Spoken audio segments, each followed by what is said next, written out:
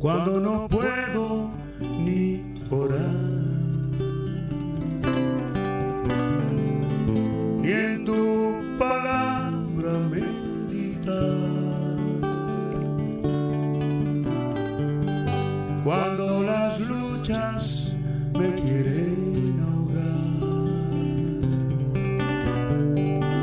y el enemigo quiere que yo vuelva atrás, dame tu gracia, tu gracia, tu gracia, dame gracia. Sé que tú puedes librarme cuando en la sombra estoy. Tu poder se hace más grande cuanto más débil yo soy. Dame tu gracia, tu gracia, tu gracia. Dame tu gracia.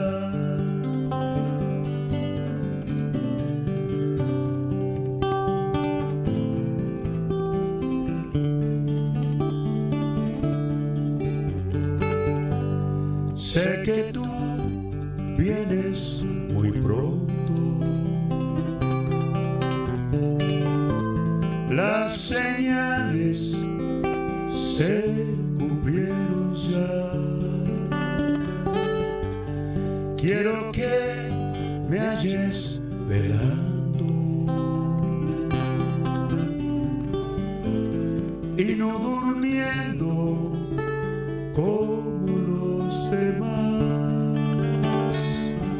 Dame tu gracia, tu gracia, tu gracia. Dame tu gracia, dame tu gracia, tu gracia. Tu gracia, dame tu gracia. Subiremos a la gloria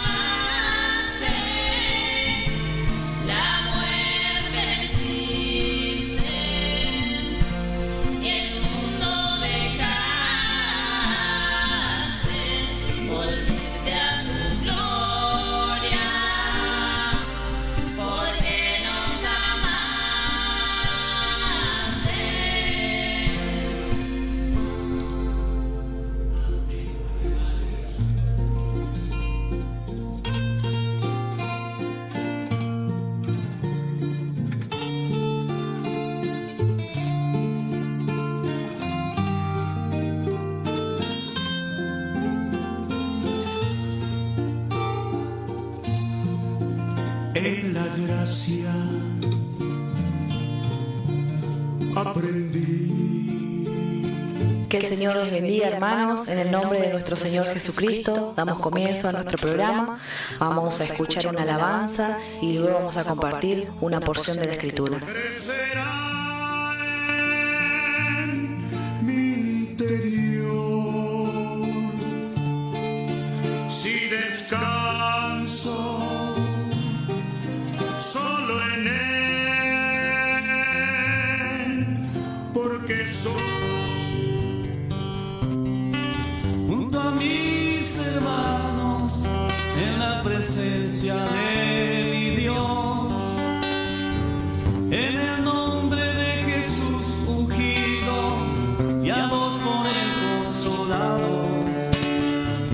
Escriturales alabanzas con guitarra, con pandero y palma, todo es para Él.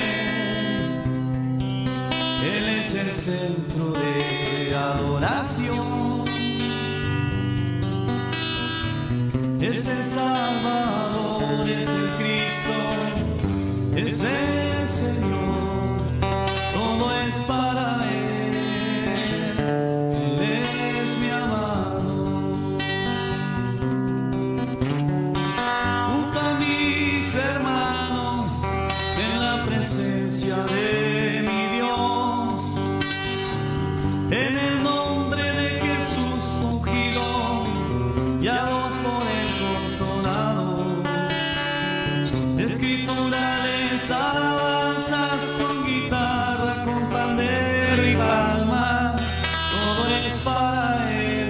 Él es el centro de adoración,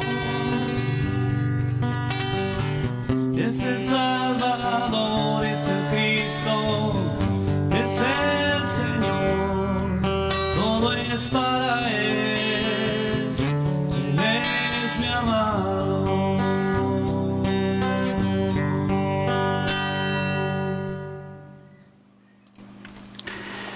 Continuamos con nuestro estudio en Isaías.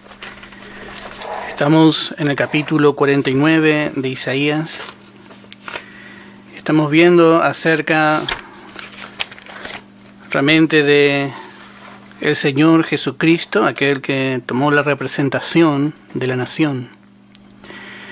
Él es el que nos representa también a nosotros. Y si Dios va a cumplir su propósito y su voluntad en nuestras vidas, es a través de Él. Si el hombre quiere alcanzar algo de Dios, tiene que acercarse a Jesús. Él es el representante directo del hombre, el pariente más cercano que el hombre tiene, su Redentor. Y habíamos quedado en el verso 7. Dice la palabra: así ha dicho Jehová, el Redentor de Israel, el santo suyo, al menospreciado del alma, al abominado de las naciones, al siervo de los tiranos. Verán reyes y se levantarán príncipes y adorarán por Jehová, porque fiel es el santo de Israel, el cual te escogió. Bueno, aquí lo que encontramos en este verso es un resumen del rechazamiento y exaltación del Señor Jesucristo. Y lo que vemos es como realmente, primeramente, nos llama mucho la atención es la mirada del profeta en cuanto a la revelación que Dios le ha dado del Mesías. Porque el profeta, por un lado, ve a aquel que es el menospreciado del alma, o como dice la versión más original, más fidedigna, dice el menospreciado de toda alma. Así traduce, de toda alma, o menospreciado del hombre. Así fue el Señor Jesucristo. Pero por otro lado vemos que Isaías ve aquel que también dice: se levantarán príncipes y lo adorarán. Vemos aquí que también ve su exaltación. Ve al Señor sentado sobre todo trono, sobre toda autoridad. Así que podemos decir que el profeta ve los sufrimientos y exaltación de Cristo. Y no solamente los sufrimientos de Cristo, sino también su exaltación, porque vamos a ver que ambas están unidas. Y a la vez, la exaltación de Israel está unida, la exaltación total, plena de la nación está unida a la exaltación de su Mesías. Israel no será exaltado sin que su Mesías, sin que Cristo antes lo sea. Ahora voy a poner un gráfico aquí para que usted pueda ver, porque es muy interesante ver lo que vio Isaías. Si usted ve, usted va a ver a un hombre parado allí mirando, y va a ver un triángulo azul y un triángulo amarillo. Y esta fue la mirada de Isaías en este verso. Y fue la mirada en sí de muchos de los profetas del Antiguo Testamento. Ellos veían los sufrimientos de Jesús. Estaban parados como en la cima, detrás de la cima de dos montañas. Y miraban en la primera cima los sufrimientos del Mesías. Y como vemos aquí también nos habla de su exaltación. Así veía Isaías como los reyes de la tierra le iban a adorar al menospreciado del alma. Pero entre estos dos montes, lo que ellos no vieron, la mayoría de los profetas vieron mucho, especialmente Isaías vieron mucho, pero lo que no vieron, lo que Isaías no ve es este tiempo en el que vivimos nosotros, la dispensación de la gracia. Ellos no vieron. Ellos lo que veían, los profetas que vieron la gloria de Israel y la gloria del Mesías, bueno, directamente veían el trono milenial, miraban el tiempo, la dispensación milenial. Y lo que encontramos es que ya desde el comienzo, ya desde el comienzo de la profecía de Isaías. Habíamos visto en el capítulo 6 que Isaías tuvo una revelación de la gloria del Mesías, de la gloria de Cristo. Podemos ir por un momento allí para recordar. En Isaías capítulo 6, en el verso 1, dice: en el año que murió el rey Uzías, vi yo al Señor sentado sobre un trono alto y sublime, un trono mucho más alto que todo trono que haya en este siglo, un trono alto y sublime, ya tomando su lugar de exaltación, y sus faldas llenaban el templo. Así veía al Señor reinando en majestad. Así junto a todos los redimidos, ahí vemos las faldas, sus faldas, lo que está unido a Él. Están unidos ellos a Él en su gloria y son exaltados a través de Él, de su unión completa y perfecta. Así que vemos cómo vieron verdaderamente los profetas y lo que ve Isaías aquí. Y como decimos, él lo que no pudo ver es este tiempo que fue un tiempo que estuvo escondido en el corazón de Dios. En este tiempo Dios iba a formar la iglesia, y esto nadie vio. Quizás sí mencionaron, pero sin saber qué era. Solamente esto le fue revelado al apóstol Pablo. Este tiempo de gracia, este tiempo precioso que nosotros estamos viviendo, que antecede a la gloria del Mesías, a su exaltación completa.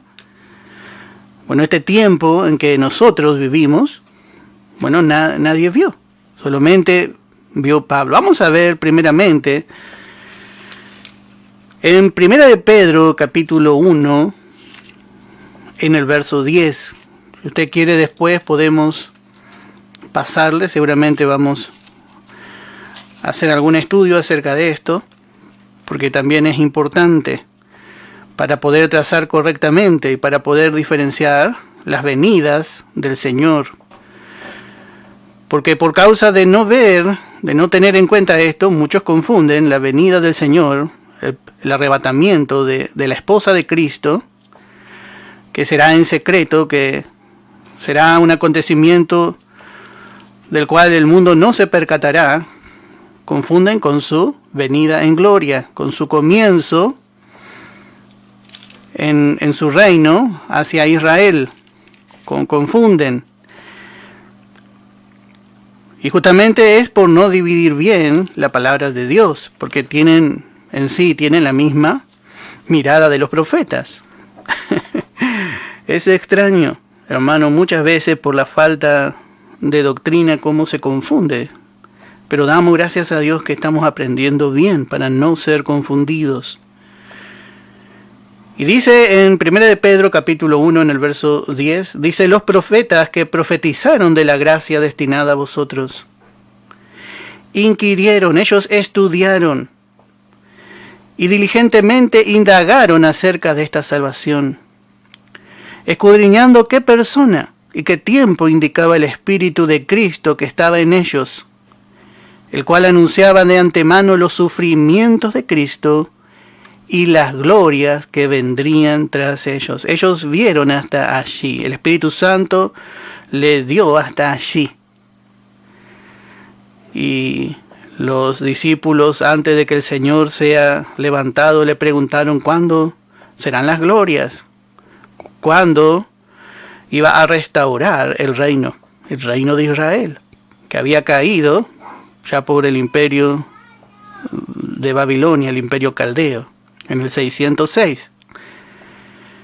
Porque ellos veían los sufrimientos del Mesías, especialmente fueron anunciados por Zacarías, por Miqueas, por Isaías. Pero vemos que ellos lo que no vieron era el valle que había entre los dos montes, podríamos decir para ilustrar de alguna manera. Usted como va a ver en este dibujo, va a ver que en medio de estas dos montañas, podríamos decir, hay un valle, hay algo en medio. Y ellos veían los sufrimientos del Mesías y las glorias de Israel. Pero lo que Dios no le había revelado es que por causa del rechazamiento de la nación de Israel, Dios iba a dejar de tratar con Israel por 2000 años. Para tratar con un pueblo ya para su nombre. El Señor iba a tomar un pueblo para su nombre. Un pueblo propio. Y esta es la iglesia. En este tiempo, por el rechazamiento de Israel, en este valle en el que estamos nosotros, Dios no trata con los judíos, sino que Dios trata con la iglesia. Trata a través de la nueva creación. Y ya sea judío o gentil que acepta a Cristo, entra en el trato de Dios.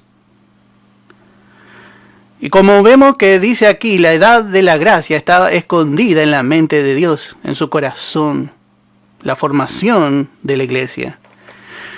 Y no vamos a leer, pero en Hechos capítulo 1, cuando le preguntan los discípulos si iba a restaurar, porque ellos esperaban las glorias, ellos no esperaban la iglesia, el Señor les dice: no os toca a vosotros saber. No era la tarea de ellos porque ellos eran discípulos y apóstoles del reino. No era la tarea de ellos predicar el evangelio de la iglesia. Más bien ellos tenían que predicar el evangelio del reino que pertenece a la nación de Israel, el cual será predicado durante el milenio. Por eso vemos que el apóstol Pablo fue levantado por Dios para administrar este evangelio que es el evangelio de la gracia. Vivimos en la dispensación de la gracia y vemos que el Señor Jesucristo levanta al apóstol Pablo por fuera de los 12 apóstoles. Él es un apóstol especial, con un llamado especial, para un tiempo especial. Este evangelio que el apóstol Pablo predica es un evangelio especial, con un propósito especial, para un pueblo especial, para la iglesia. Por eso nosotros enfatizamos el evangelio del apóstol Pablo, porque la iglesia, el mensaje y el tiempo de la iglesia fue revelado al apóstol Pablo. Y esto podemos ver un poquito por lo menos en Efesios capítulo 3. Y vamos a leer desde el verso 1.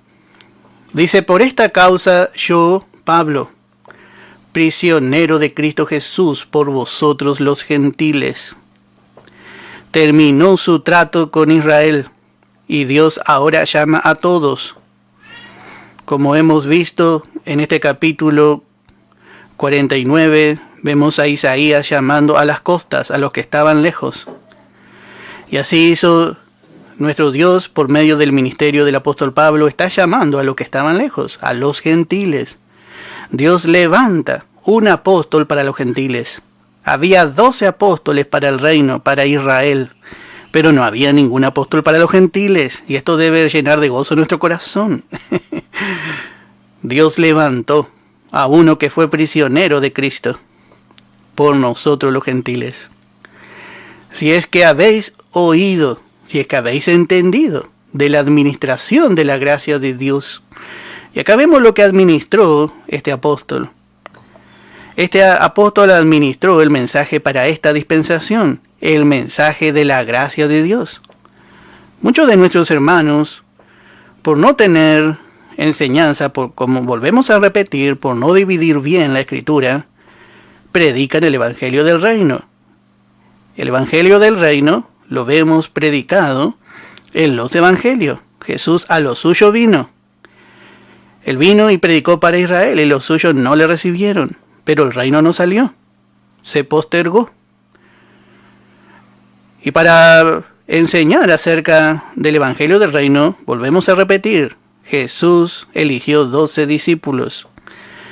Uno murió, porque se suicidó Judas Iscariote y tomó su lugar Matías. Pero luego, aparte de esto, vemos de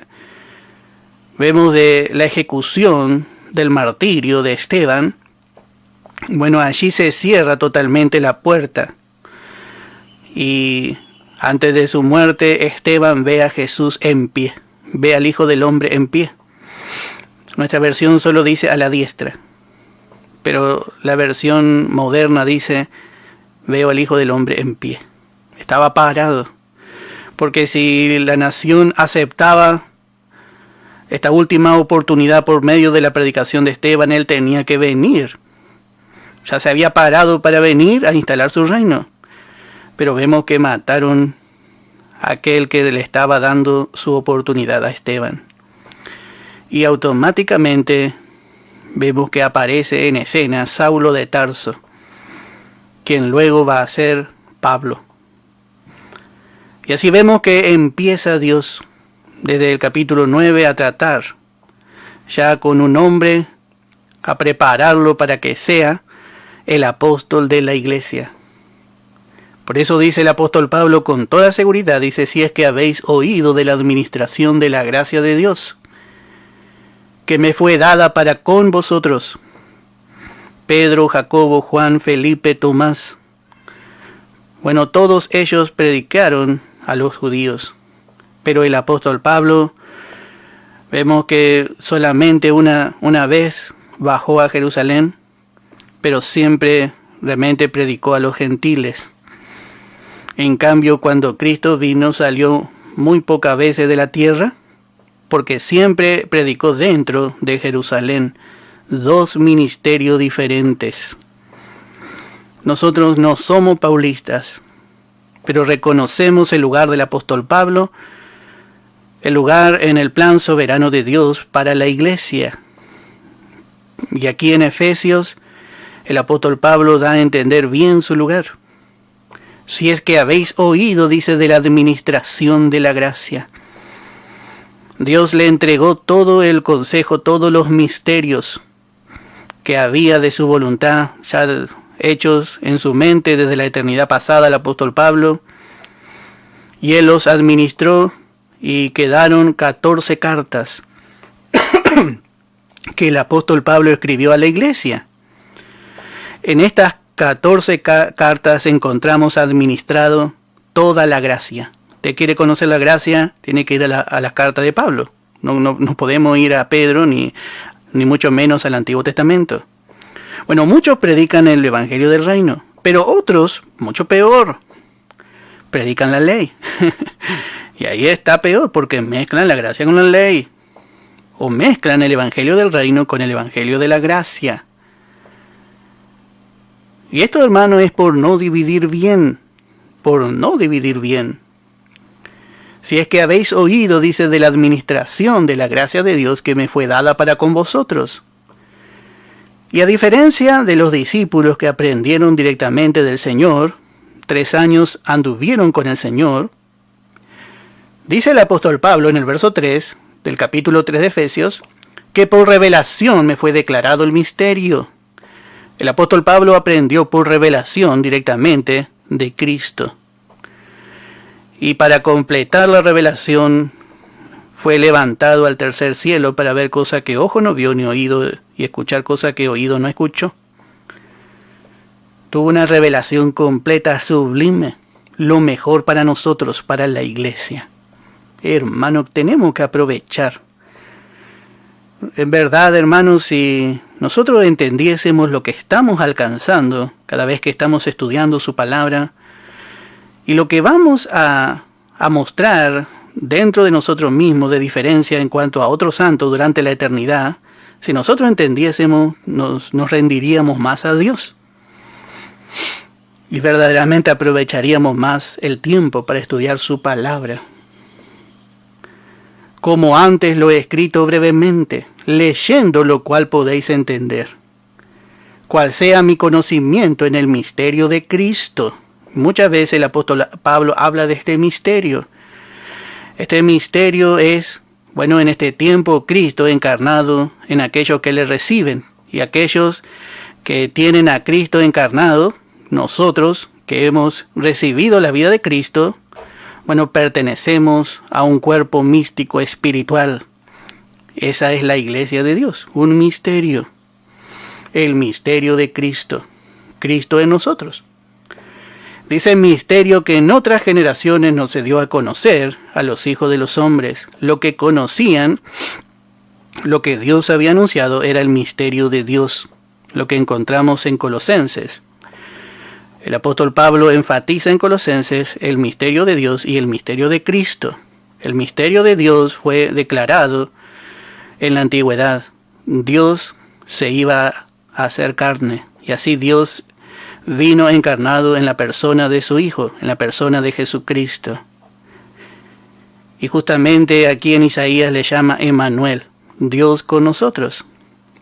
Pero lo que no había de ninguna mención era acerca del misterio de Cristo, la iglesia, Cristo encarnado en los santos. Los santos, hermanos, no son los santos que venera la iglesia católica. Esos no son santos. Los santos son todos aquellos que reciben la vida de Cristo. Reciben su vida y reciben su santidad. Ya es santo. Dios llama santo a aquellos que reciben a Cristo. Y le llama santo antes de que actúen como santo. Esa es su posición. Le llama justo porque le mira a través de Cristo. Así que vemos este misterio de Cristo estaba escondido. Misterio que en otras generaciones, esto está de acuerdo con lo que leímos recién que dijo el apóstol Pedro, no se dio a conocer a los hijos de los hombres, como ahora es revelado a sus santos apóstoles y profetas por el Espíritu. Bueno, en este tiempo el apóstol Pablo tuvo una revelación realmente tremenda.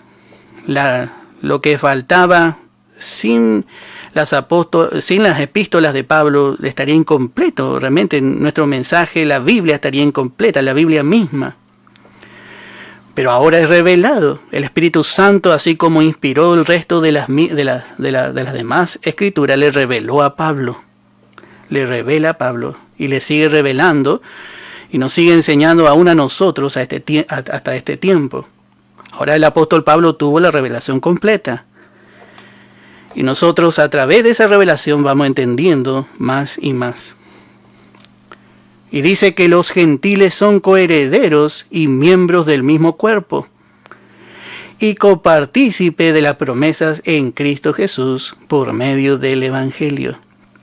Bueno, el Evangelio tiene por base la muerte, la sepultura y la resurrección de Cristo.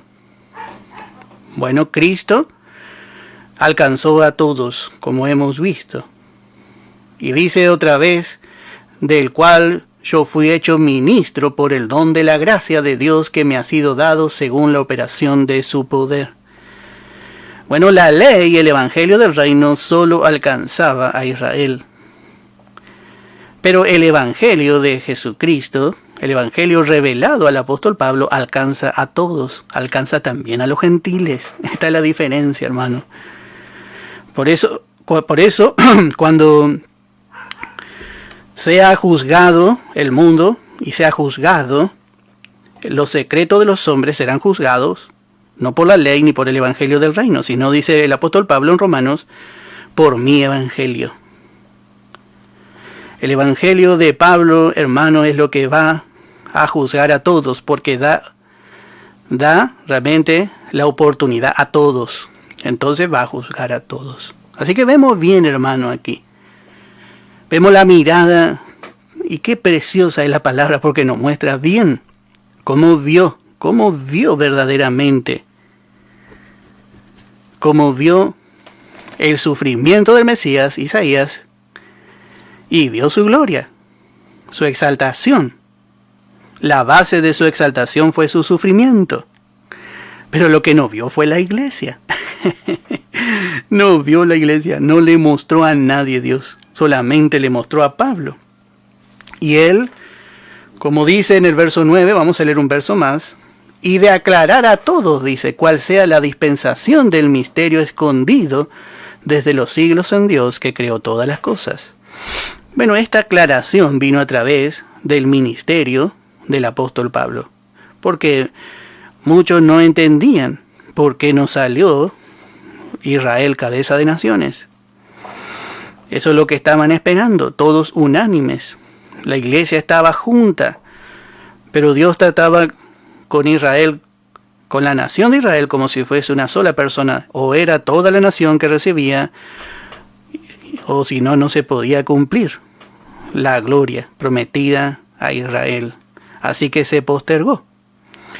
Y Pablo aclaró por qué Israel no salió cabeza de naciones y por qué el Señor no vino a instalar su reino aquí en la tierra, el reino milenial. Él aclaró. ¿Aclaró a quién? Bueno, a los apóstoles del reino y especialmente a los judíos que habían recibido el evangelio del reino. Bueno, y podemos leer en el evangelio de Juan,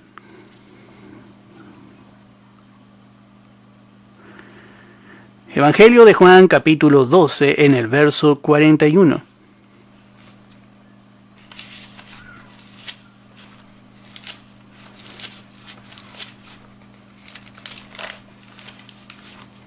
Dice, Isaías dijo esto cuando vio su gloria y habló acerca de él. Bueno, esto es lo que vio Isaías. Isaías vio al Señor y vio su gloria, dice. Qué impresionante, Juan. Todo estuvo delineado, hermano. Isaías vio la gloria del Mesías. Y es impresionante lo que vamos a aprender en estos últimos capítulos de esta profecía. Pero no vio la iglesia. No vio la gloria en los santos. Solamente vio la gloria de Cristo. Pero no vio la gloria en nosotros. A Pablo se le reveló al Cristo en nosotros. Él vio la gloria en nosotros, el misterio de Cristo, la iglesia. Bueno, así que vemos que vio el rechazamiento de la nación. Note que le llama al menospreciado de toda alma. Bueno, no solamente vio podemos decir el rechazamiento de Israel, sino vio el rechazamiento de todos los hombres. Vio como todos los hombres rechazaron al Mesías, rechazaron al Salvador.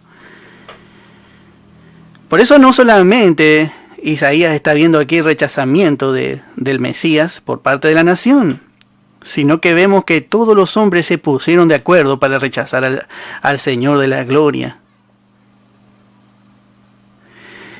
Y el apóstol Pablo otra vez nos vuelve a enseñar. Vamos a ver, para entender bien, tenemos que ver en Romanos. Y aquí sí vamos a ver en Romanos capítulo 11. Romanos capítulo 11 en el verso 17.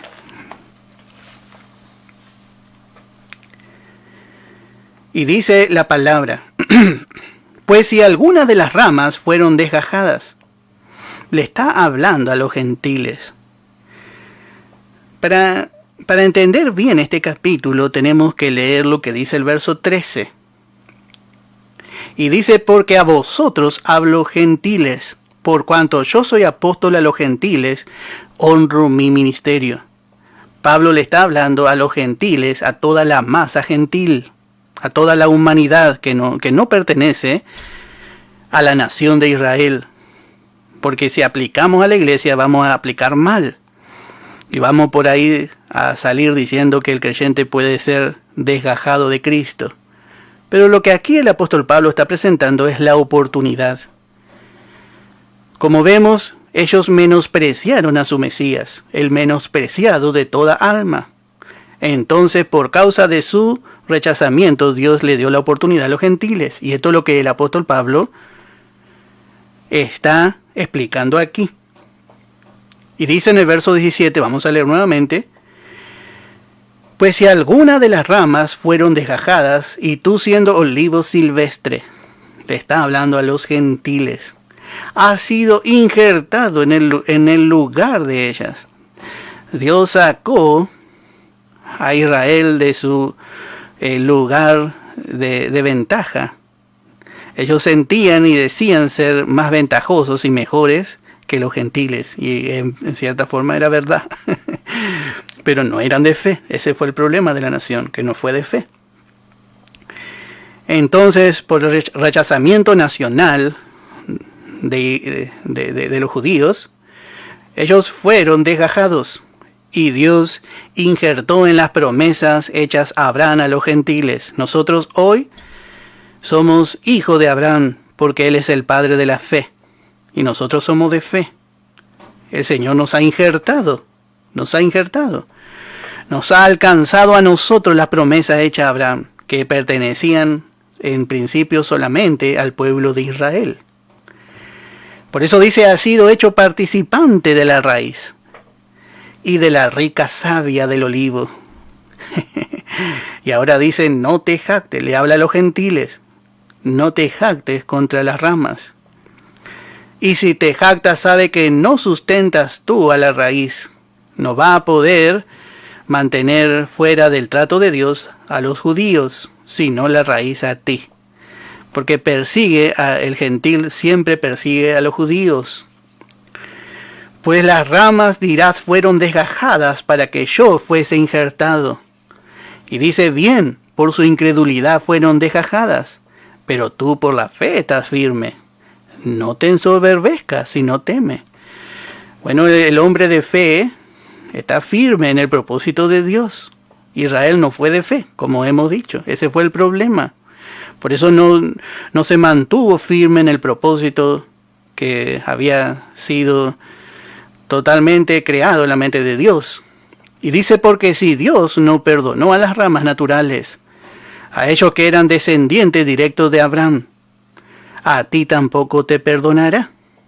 Mira pues la bondad y la severidad de Dios. La severidad ciertamente para con los que cayeron, Israel, pero la bondad para contigo.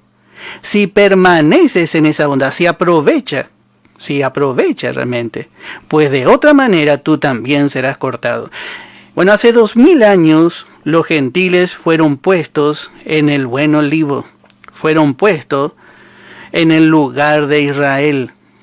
Estamos ocupando, y Dios en cierta manera está provocando a celo a la nación. Y dice: si no permanece en esa bondad, si no aprovecha la bondad de Dios que ofrece a su Hijo ya hace 2000 años, bueno, tú también serás cortado. Y esto es lo que va a ocurrir con toda la masa gentil. Son muy pocos los que reciben a Jesús. En verdad, en cierta manera son muchos, pero no son todos.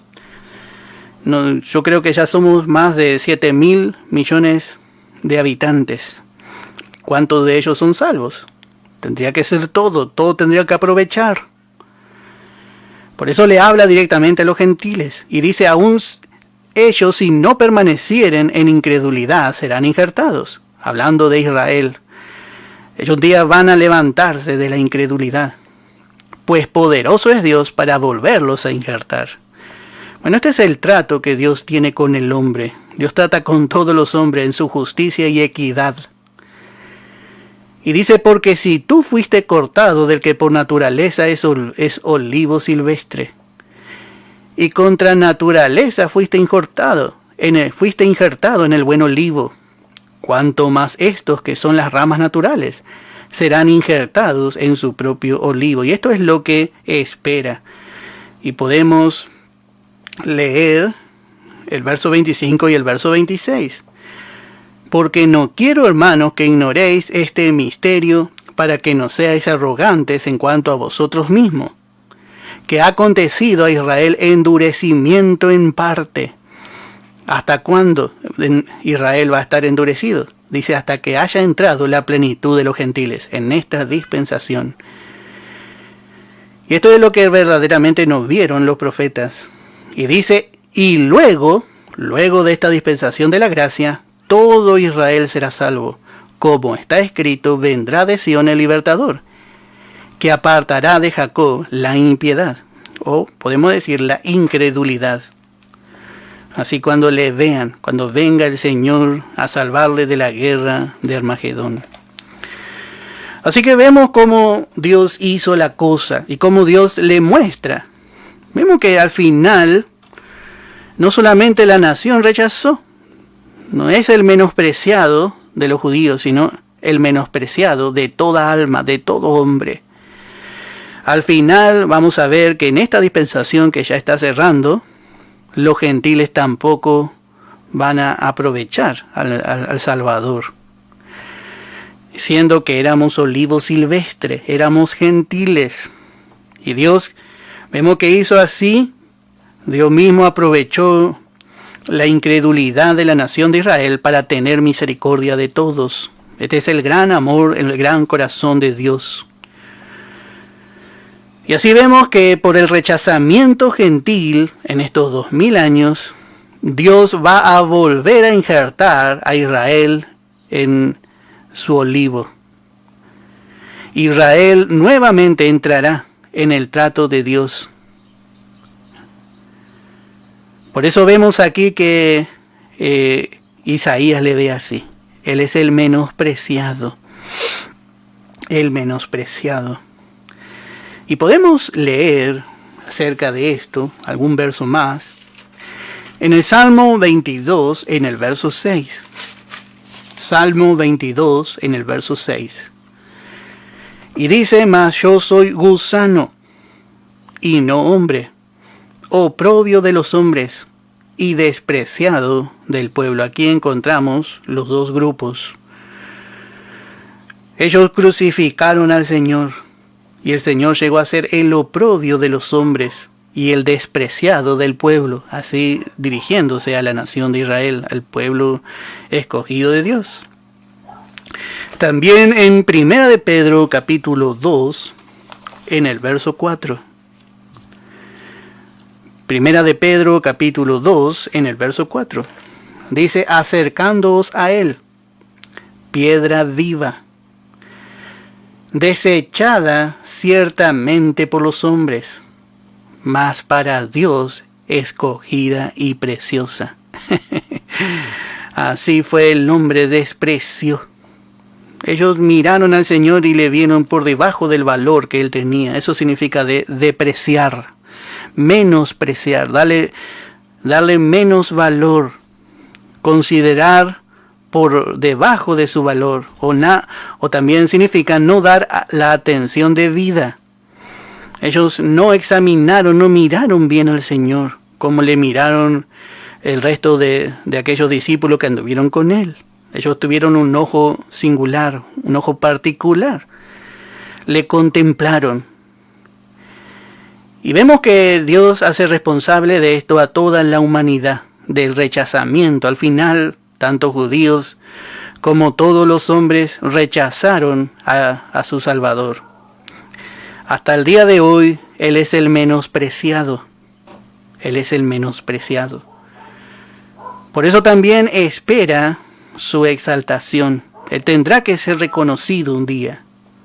Él un día será reconocido. Y dice en el verso, vamos a leer el verso 7 nuevamente. Y dice, al menospreciado de alma, o de toda alma, al abominado de las naciones. ¿Cómo el hombre llegó a ver al Señor Jesús? No quiso saber nada, y así está hasta el día de hoy. El hombre en su religiosidad dice ser cristiano, pero no recibe a Cristo. No, como dice, podemos leer en el Salmo, en el capítulo 53 de Isaías,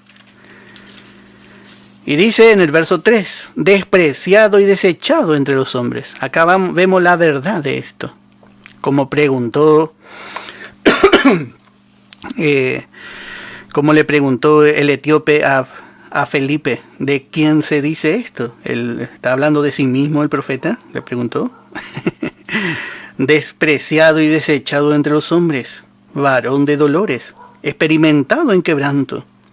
Y como que escondimos de él el rostro. El hombre le dio vergüenza ver a su Salvador colgado en una cruz. Así el hombre rechaza, menosprecia a su Salvador. Dice, fue menospreciado y no lo estimamos, dice el profeta. Está hablando no solamente de él, sino que está hablando de alguien más grande que él, porque él mismo se incluye. Dice, no lo estimamos, dice. Él se vio tan pecador y sabía que él hubiese hecho así. El Espíritu Santo le mostró al profeta su necesidad. Así vemos, dice, desechado por los hombres. Hermano, qué bárbaro. No vieron a su Mesías. Pero un día, dice, reyes y príncipes le verán y le adorarán. Porque él no se va a mostrar más humilde, sino que él vendrá en gloria y majestad. Así dice la palabra. Podemos leer en el Evangelio de Mateo, capítulo 24, en el verso 30. Evangelio de Mateo, capítulo 24, en el verso 30. Dice la palabra: entonces aparecerá la señal del Hijo del Hombre en el cielo, y entonces lamentarán todas las tribus de la tierra, y verán al Hijo del Hombre viniendo sobre las nubes del cielo. Estas nubes son sus redimidos. Y dice, con poder y gran gloria. Así le va a ver. Así le van a ver. Y dice en el capítulo 25 de Mateo, en el verso 31, cuando el Hijo del Hombre venga en su gloria, y todos los santos ángeles con él, entonces se sentará en su trono de gloria. Así el Señor va a ser manifestado ya abiertamente y se va a mostrar. Y bueno, todo esto va a generar que toda autoridad, gobierno y dominio se doblegue automáticamente. Las naciones van a decir, escondednos, dice. Te van a decir a los montes, a las naciones más grandes, porque van a ver que están luchando por el dominio de uno que tiene toda gloria y poder. Y no le va a quedar otra que doblar rodillas. En Marcos, capítulo 13, en el verso 26. Evangelio de Marcos, capítulo 13, en el verso 26. Vamos a leer. Y dice, entonces verán al Hijo del Hombre, que vendrán en las nubes con gran poder y gloria. Van a ver toda su capacidad en un momento. Lo que ellos no vieron, por lo tanto le menospreciaron, le tuvieron por menos, ellos verán. En Apocalipsis capítulo 1, en el verso 7, vamos a ver otro verso más. Apocalipsis capítulo 1, en el verso 7. Y dice la palabra, he aquí que viene con las nubes, y todo ojo le verá.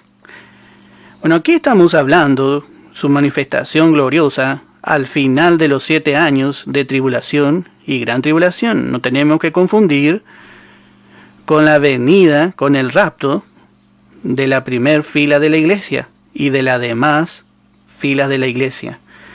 Todas ellas ocurrirán en un abrir y cerrar de ojos. Y va a haber diferentes acontecimientos. El hombre no va a saber qué ocurrirá. Pero aquí lo que estamos viendo es su manifestación en gloria a todo el mundo, abiertamente. Y aquí sí dice, todo ojo le verá, todo ojo le verá. Y dice la palabra, y los que les traspasaron, y todos los linajes de la tierra harán lamentación por él. Sí, amén, añade Juan. Esperando este día. Esperando este día. Y vamos a leer otro verso más en Filipenses capítulo 2. Aquí vemos bien. Filipenses capítulo 2 en el verso 9. Y vamos a leer hasta el verso 11. Y dice, por lo cual Dios también le exaltó hasta lo sumo, y le dio un nombre que es sobre todo nombre, para que en el nombre de Jesús se doble toda rodilla de los que están en los cielos, y en la tierra, y debajo de la tierra. Y toda lengua confiese que Jesucristo es el Señor, para gloria de Dios Padre. Bueno, así va a ser con el Señor. Todos conocerán al verdadero Rey de Reyes. Entonces, hermano, en este momento que Él se muestre a toda la humanidad, todos los reyes, los mandatarios mundiales se tendrán que inclinar y reconocerle como el Rey de Reyes y Señor de los Señores. En este momento, como vemos, el hombre dice, algunos mandatarios dicen conocerle, pero hacen su voluntad. Con orgullo andan entre las naciones y operan. Pero en aquel tiempo todos los reyes se van a inclinar, todos los presidentes mundiales, todos los grandes del mundo le reconocerán al Señor. Qué precioso, hermano. Y dice, y se levantarán príncipes y adorarán por Jehová, porque fiel es el Santo de Israel, el cual te escogió. Van a tener que reconocer que Él es el escogido de Dios, el escogido para que reine por toda la eternidad. Y podemos leer para finalizar un verso más. En Romanos capítulo 14, en el verso 9. Y dice, porque Cristo para esto murió y resucitó, y volvió a vivir. Esta es la base de su reino. Él murió y resucitó. Para esto murió y resucitó, dice. Para ser Señor así de los muertos como de los que viven. En su resurrección, Él no solamente se levantó como cabeza de una nueva creación, sino como el futuro Rey de Reyes y Señor de Señores. Él será Señor. Como dice, toda lengua confesará que Jesús es el Señor, porque para esto Él murió y resucitó. Y así también nosotros hemos muerto y resucitado juntamente con Él. Seremos exaltados, hermano. Para eso nos estamos preparando. Por eso estamos aprendiendo la palabra y queremos crecer. Para que en esta exaltación Él comparta con nosotros esa exaltación. Y gozar con nuestro Señor, hermano, por toda la eternidad. Eso queremos.